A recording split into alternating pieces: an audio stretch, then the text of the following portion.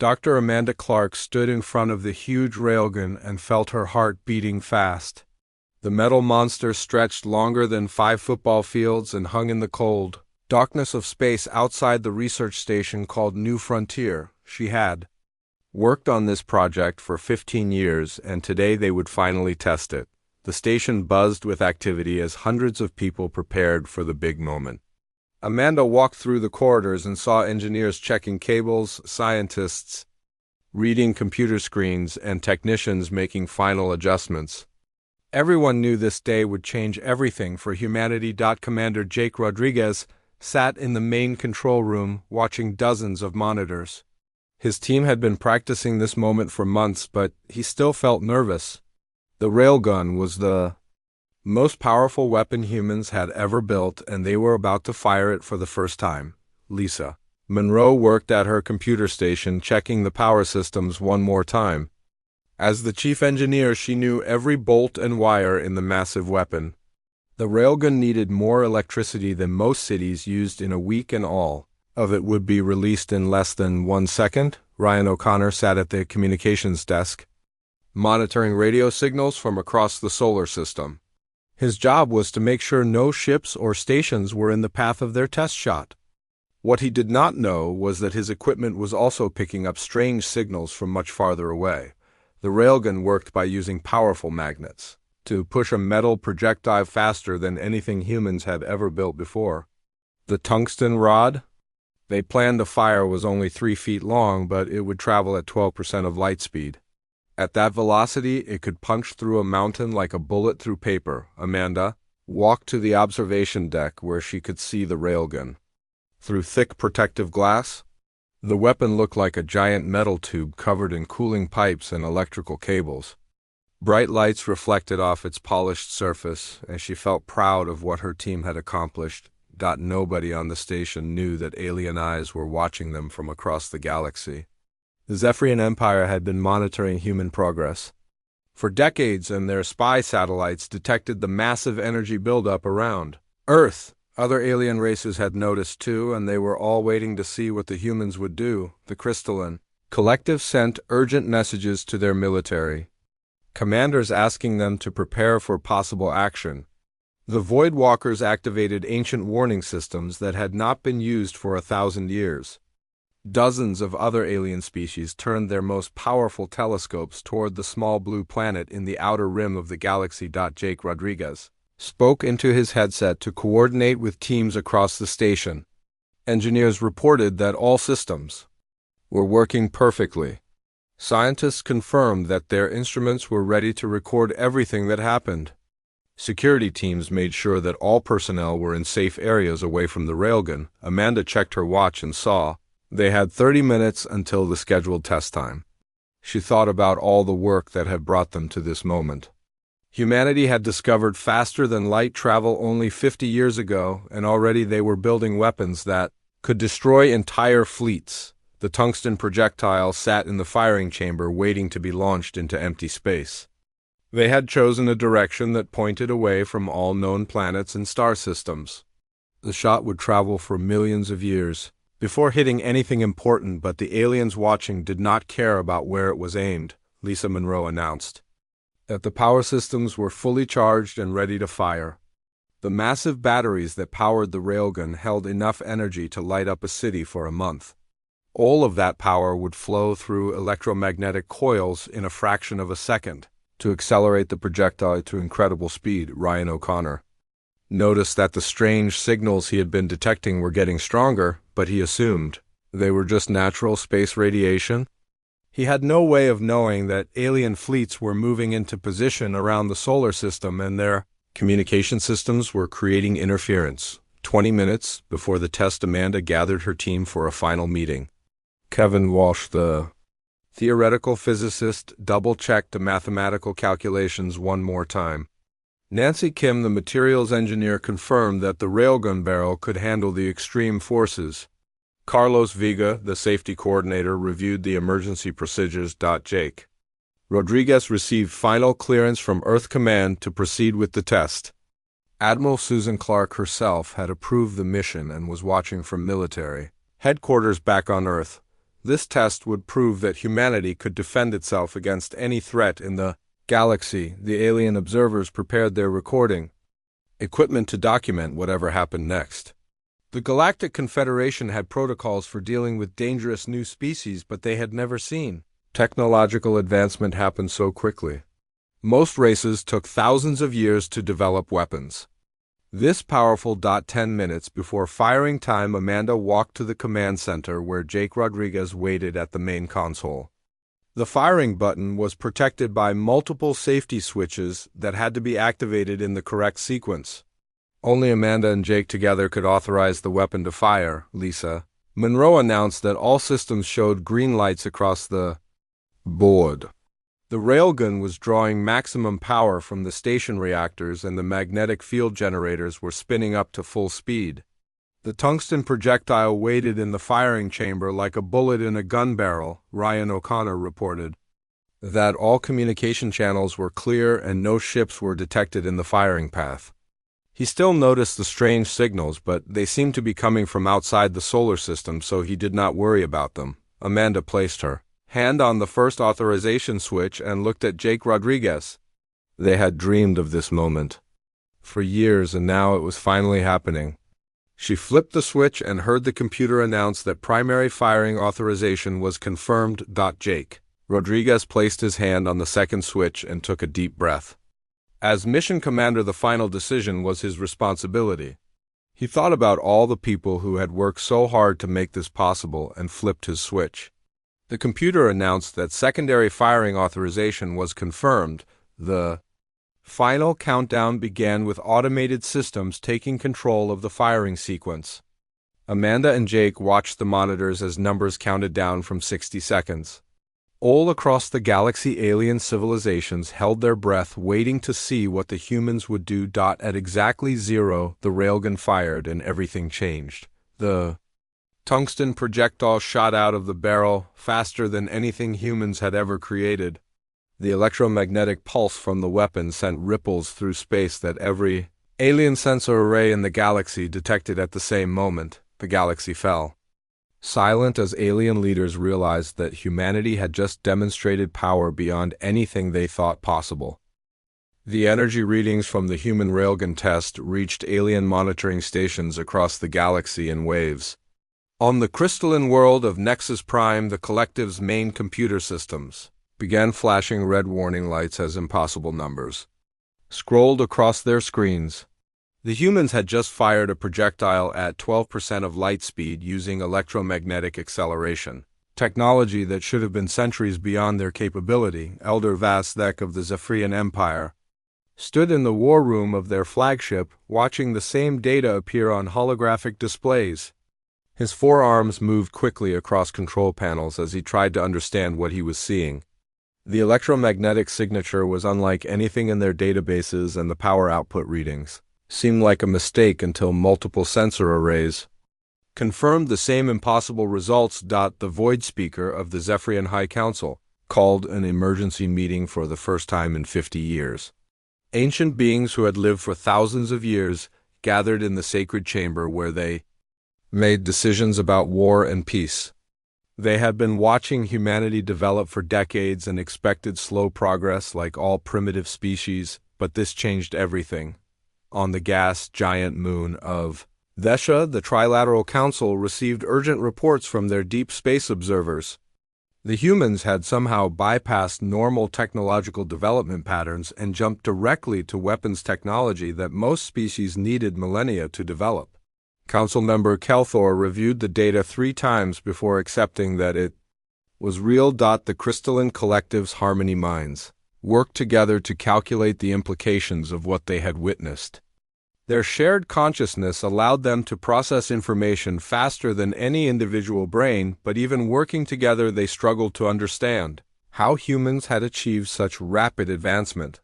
The mathematics suggested impossible things about human engineering capability. Back on Earth, the celebration continued aboard the New Frontier Research Station. Amanda Clark hugged her colleagues and smiled as champagne floated in zero-gravity bubbles around the observation deck. Kevin Walsh laughed as he showed the successful test results to Nancy Kim, who had worried about structural damage to the railgun barrel. The weapon had performed perfectly and exceeded all their expectations. Jake Rodriguez sent a message to Earth Command reporting complete success of the railgun test.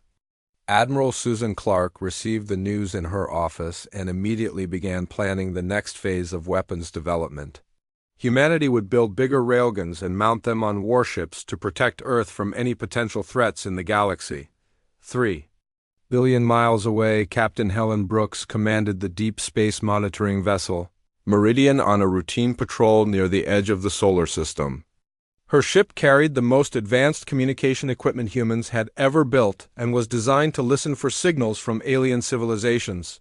For years they had detected faint transmissions from distant star systems but could never decode the messages. Helen sat in her captain's chair drinking coffee when Lieutenant Gary Foster at the communications station suddenly called for her attention.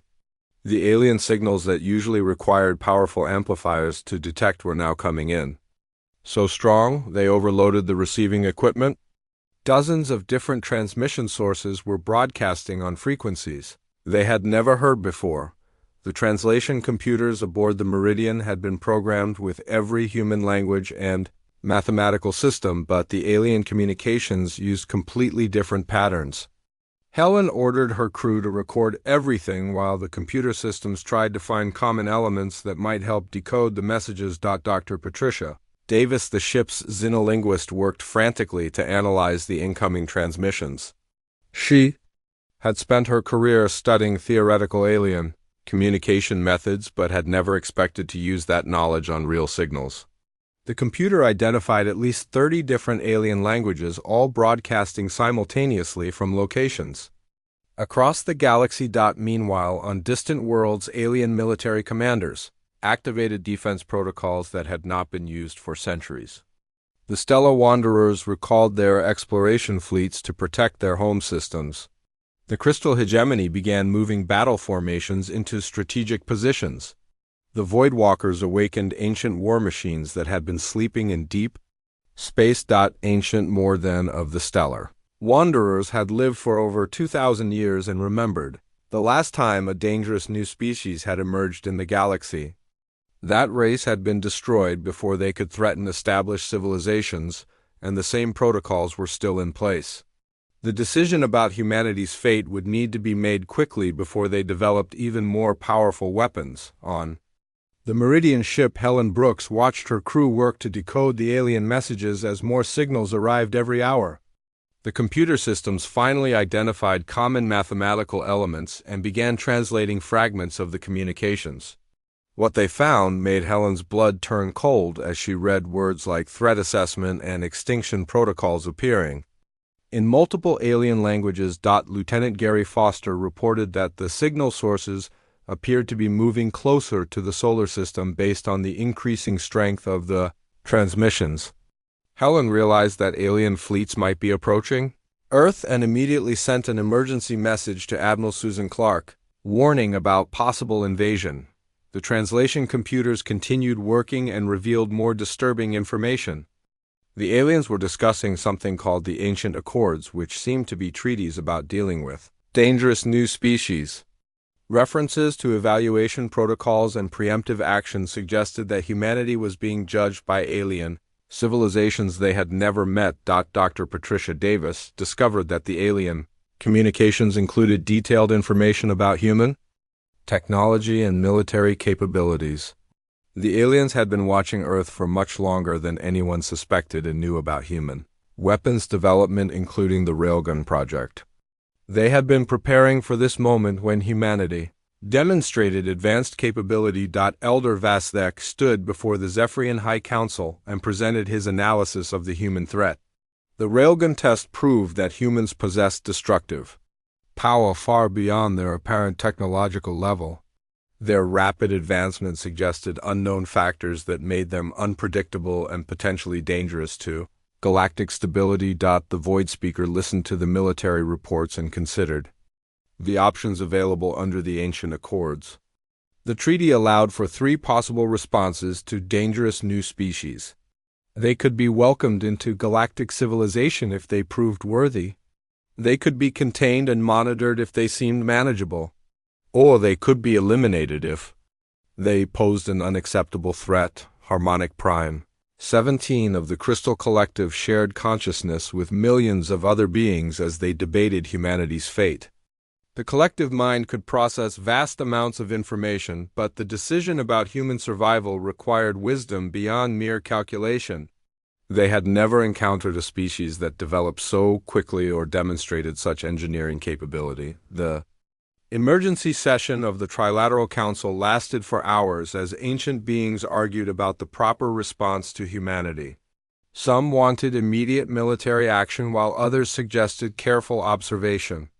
The humans had shown no aggressive intentions, but their weapons capability made them potentially dangerous to every civilization in the galaxy. As alien fleets moved through hyperspace toward the solar system, Helen Brooks continued monitoring their communications from the Meridian.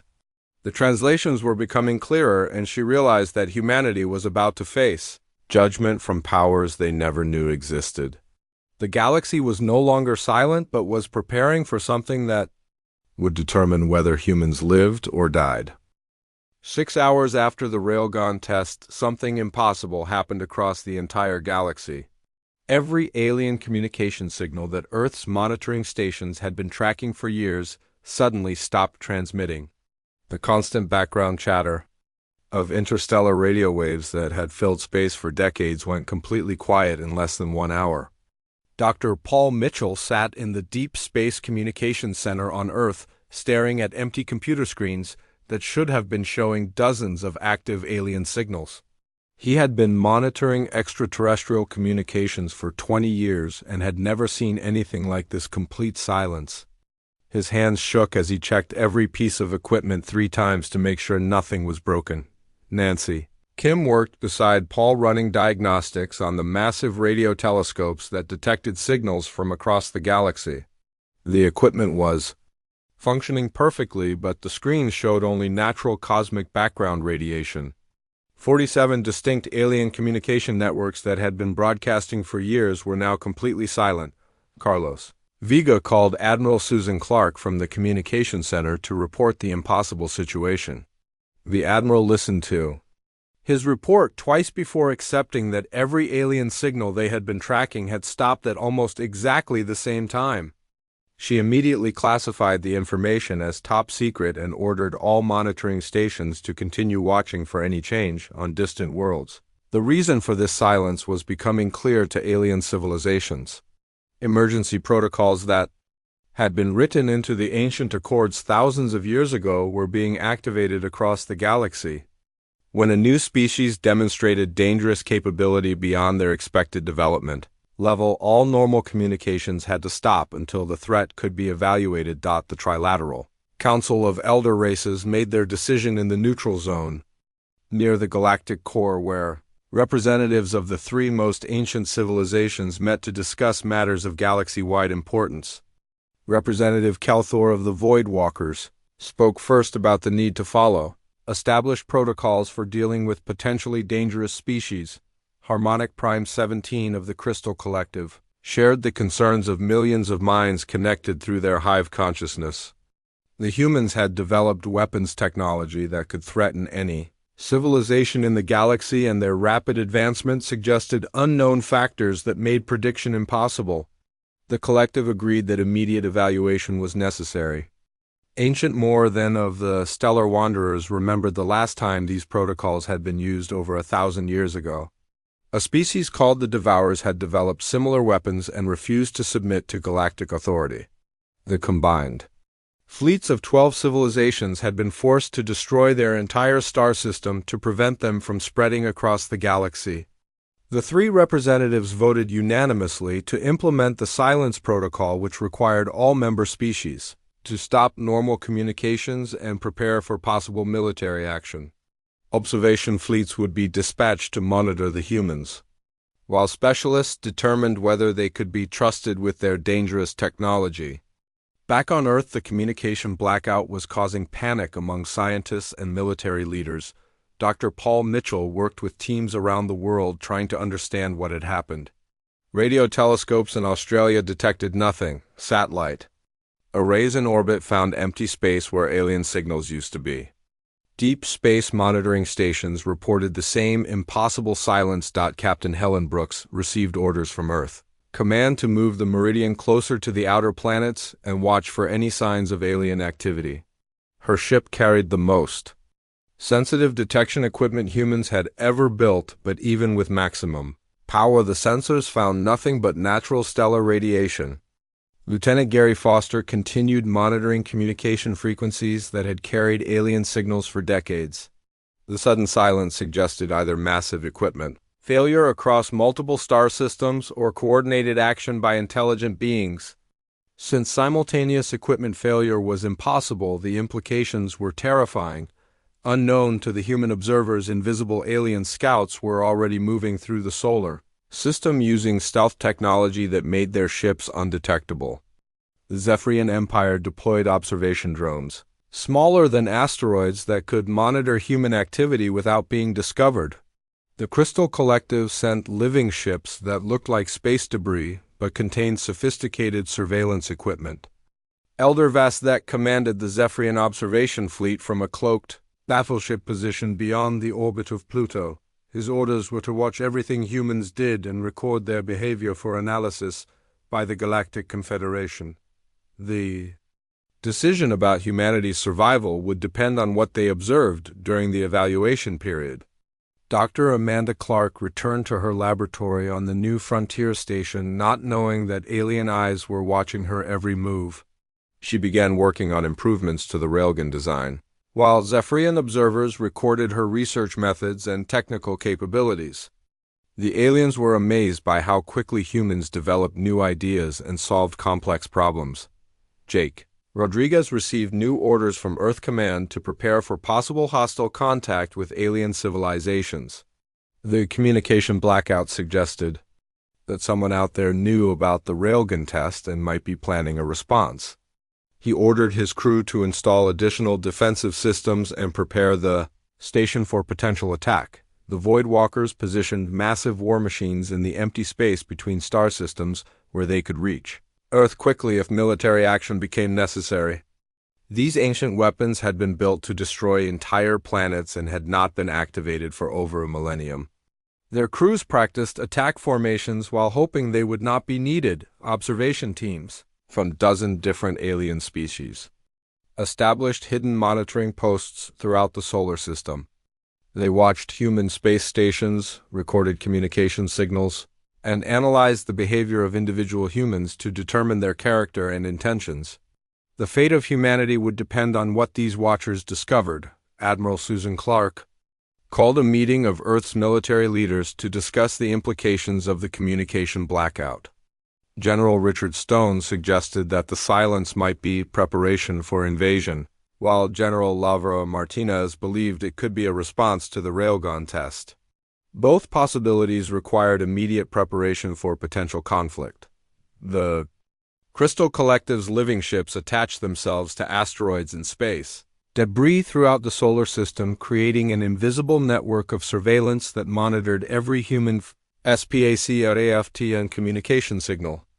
Their organic technology allowed them to remain hidden while gathering detailed information about human society and military capabilities.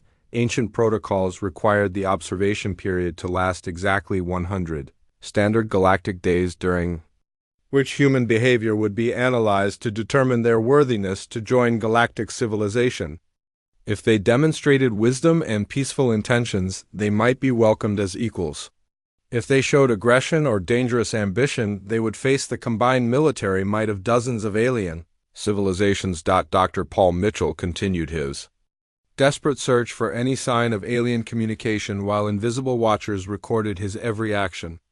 The humans had no idea they were being evaluated by powers beyond their imagination, or that their entire species hung in the balance as alien judges decided their fate based on observations of their daily behavior. The galaxy remained silent, but it was the silence before a storm that would determine whether humanity survived to see another century or join the extinct species that had threatened galactic peace in ages past. 3 months passed in complete silence from the galaxy while humanity continued their normal activities, not knowing they were being watched by invisible alien observers.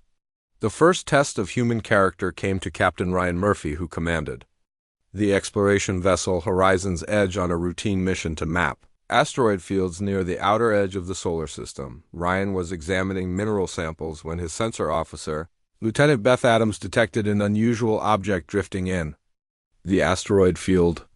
The readings showed it was artificial and much larger than any known human spacecraft. Ryan ordered his crew to investigate while hidden alien watchers prepared to see how humans would react to their first contact with extraterrestrial life. The object turned out to be a damaged alien vessel unlike anything in human databases. Its hull was made from unknown materials and covered with strange symbols that glowed faintly in the darkness of space. Ryan contacted Earth Command to report the discovery but received orders to investigate carefully and avoid any actions that might be seen as hostile. Dr. Jennifer Walsh, the ship's chief medical officer, accompanied the boarding party that entered the alien vessel through a breach in its hull. Inside, they found corridors filled with breathable atmosphere and gravity systems that still functioned, despite obvious battle damage. The alien technology was far more advanced than anything humans had developed. They discovered a single alien survivor in what appeared to be a medical bay deep inside the ship. The creature was unlike anything they had ever imagined, with crystalline skin that changed colors and multiple limbs that ended in delicate manipulator appendages. It was clearly injured and dying, but conscious enough to look at them with large, intelligent eyes. Jennifer immediately began working to save the alien's life, despite having no knowledge of its biology or medical needs. She used portable scanners to analyze its internal structure, while Tony Peterson, the ship's engineer, worked to understand the alien life support systems. The creature's body chemistry was completely different from humans, but Jennifer refused to give up. Unknown to the human crew, the injured alien was actually Operative Zek-9 of the Galactic Observation Corps, who was perfectly healthy and monitoring their response to the first test. The alien commanders wanted to see if humans would show compassion to an unknown species or prioritize their own safety when faced with potential danger. Sophie Brown, the navigation officer, calculated courses to every medical facility in the solar system while Jennifer worked frantically to stabilize the alien's condition. Tony managed to modify their ship's life support systems to provide the atmospheric mixture the aliens seemed to need. The entire crew worked together to save a being they had never seen before. Ryan Murphy made the decision to risk his ship and crew by rushing to the medical station on Europa, where Dr. Lisa Park had the most advanced xenobiology laboratory in human space. The journey would take 18 hours, during which they had to keep the alien alive using improvised medical equipment and guesswork about its physiology. Jennifer stayed with the alien patient throughout the journey, monitoring its vital signs and adjusting the life support systems based on its responses.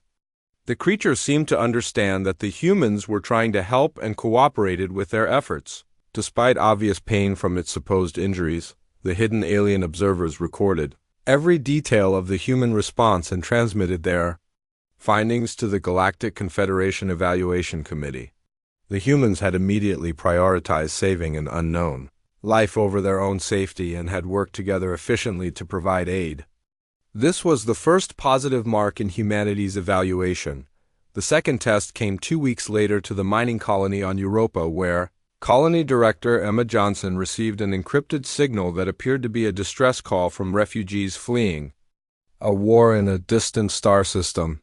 The signal included star charts showing the location of their damaged ships and technical specifications for weapons that could revolutionize human defense capabilities. Emma studied the message with her senior staff, including Security Chief Brandon Lee and Chief Engineer Patricia Morgan. The signal could be genuine refugees who needed help, or it could be a trap designed to lure human ships into an ambush. The decision was complicated by the fact that the refugees claimed to possess advanced technology they were willing to share. Brandon Lee argued that responding to the signal was too dangerous since they had no way to verify the refugees' story or intentions. Patricia Morgan pointed out that the technical data in the message showed weapons and propulsion systems decades ahead of human technology. The potential benefits were enormous, but so were the risks. Emma called a meeting of the Colony Council to discuss their options. They could ignore the signal and maintain their safe isolation or risk everything by attempting to rescue unknown aliens who might be hostile. The vote was close, but Emma cast the deciding ballot in favor of mounting a rescue mission. The alien observers watched as Emma organized a fleet of mining ships equipped with medical supplies and temporary habitats for the supposed refugees. She personally led the mission despite protests from her security staff who worried about her safety. The humans were willing to risk their leaders to help strangers they had never met. Unknown to Emma and her crew, the refugee signal was completely artificial and generated by alien testing equipment. The Galactic Confederation wanted to see if humans would risk themselves to help others even when the potential for deception was obvious.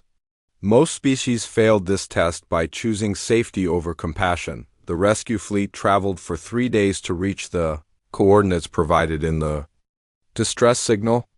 They found empty space with no sign of refugee ships or any other vessels. Emma realized they had been deceived, but instead of being angry, she was disappointed that they had not been able to help beings in need. Dr. Kevin Walsh, who had joined the rescue mission as a xenobiology specialist, suggested that the signal might have been a test of human character rather than a genuine distress call. Emma agreed that it was possible and ordered her fleet to return home while wondering if their response had been observed by hidden watchers. The Alien Evaluation Committee received detailed reports about both tests and began preparing their final assessment of human character. The humans had demonstrated compassion for injured aliens and willingness to risk themselves to help refugees even when deception was suspected. These were positive indicators that suggested humans might be worthy of joining Galactic Civilization. Elder Vazdek reviewed the test results with growing respect for human behavior. Most species that developed dangerous weapons quickly also developed aggressive tendencies that made them threats to their neighbors. Humans seemed different, with their instinct to help others even at personal cost. The Crystal Collective's analysis showed that humans consistently chose cooperation over competition and compassion over safety when faced with moral choices. Their rapid technological advancement was balanced by social development that suggested wisdom rather than mere intelligence. Ancient more than of the stellar wanderers had seen many species rise and fall over his long lifetime. The humans reminded him of the few races that had successfully joined galactic civilization and become valued members of the interstellar community. Their test results suggested they might be ready for the final evaluation. The final test came directly to Earth in a way that no human expected or could have prepared for. Ambassador First Voice Keleth of the Galactic Confederation materialized inside the United Nations building in New York during a regular session of the Security Council, causing immediate panic among the delegates and security personnel. The alien being stood 12 feet tall with skin that seemed to be made of flowing liquid metal and eyes that glowed with inner light. Keleth wore robes that shifted between different colors and spoke in a voice that every person in the room could understand regardless of their native language. The universal translator technology was far beyond anything humans had developed. President Victoria Hayes was rushed to the United Nations building within an hour, along with Secretary General Daniel Price and the world's top military and scientific advisors. Dr. Amanda Clark arrived from the Orbital Research Station, along with Admiral Susan Clark and other key officials who had been involved in the Railgun project. Keleth waited patiently in the main assembly hall while human leaders gathered to hear the judgment that would determine their species' fate. The alien ambassador showed no signs of hostility, but the advanced technology displayed in the simple act of appearing inside a secure building demonstrated power that made human weapons seem primitive. The assembly hall filled with world leaders, scientists, and military officers as Keleth began to speak about humanity's evaluation. The alien's voice carried easily through the large room without any amplification and seemed to resonate inside each listener's mind rather than just their ears. Keleth explained that the Galactic Confederation had been watching human development for over a century but had paid special attention since humanity achieved faster than light travel. The rapid advancement of human technology had triggered ancient protocols designed to evaluate potentially dangerous species before they could threaten galactic stability. Dr. Amanda Clark felt her heart racing as she realized that her Railgun test had been the event that brought alien attention to Earth. She had thought they were conducting a simple weapons test, but have actually triggered a galaxy-wide evaluation of human worthiness to survive as a technological species. The alien ambassador continued by describing the 3-month observation period during which hidden scouts had monitored human behavior and conducted secret tests of character. Every major human settlement and spacecraft had been watched by invisible alien observers, who recorded detailed information about human society and individual actions. Admiral Susan Clark asked how long aliens had been watching Earth and received the disturbing answer that observation had been continuous for decades. The aliens knew about human military capabilities, technological development, and social structures better than most humans understood themselves. Kelleth described the 2 major tests that had been conducted to evaluate human character under stress. The fake injured alien that Captain Ryan Murphy's crew had rescued was actually a healthy observer who wanted to see if humans would help a being from an unknown species. The refugee distress signal that Emma Johnson had responded to was completely artificial. President Victoria Hayes demanded to know why humanity had not been informed about alien presence in the galaxy, but Kelleth explained that primitive species were not contacted until they demonstrated either dangerous capability or sufficient wisdom to join the galactic community.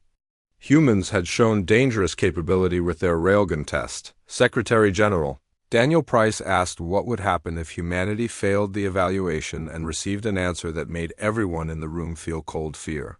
Species that developed dangerous weapons without corresponding wisdom were eliminated to protect galactic civilization.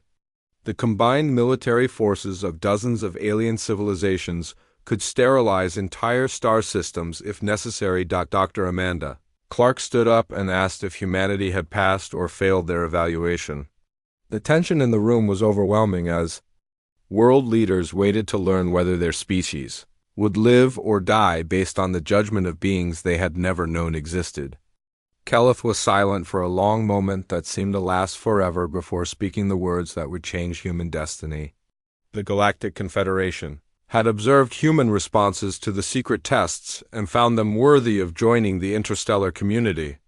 Humans had demonstrated compassion for unknown species and willingness to sacrifice for others. The alien ambassador explained that most species that developed advanced weapons quickly also developed aggressive tendencies that made them dangerous to their neighbors. Humans were unusual because their rapid technological advancement was balanced by strong moral development and instinctive cooperation with others. Admiral Susan Clark asked what joining the galactic community would mean for humanity and learned that they would gain access to technologies and knowledge accumulated over millions of years by hundreds of different species. Trade routes, scientific databases, and cultural exchange programs would open new possibilities for human development. Kelleth gestured toward the windows of the assembly hall, and suddenly hundreds of alien spacecraft became visible around Earth as their cloaking systems deactivated. Ships of every size and design imaginable had been hiding in Earth's orbital space for months while conducting their evaluation of human worthiness. Dr. Amanda Clark watched in amazement as vessels larger than cities appeared next to tiny scout ships that looked like metallic insects. The display of alien technology was overwhelming but also somehow reassuring since these powerful beings had chosen to welcome humanity rather than destroy them. The alien ambassador announced that formal first contact protocols would begin immediately, with the arrival of diplomatic delegations from major galactic civilizations. Humans would receive alien advisors to help them understand their new role in the galaxy while maintaining their independence and cultural identity. President Victoria Hayes was appointed as Earth's primary representative to the Galactic Confederation, while Admiral Susan Clark became the first human officer to receive training in alien military technologies. The Railgun project that had triggered the evaluation would become the foundation for human contribution to galactic defense systems.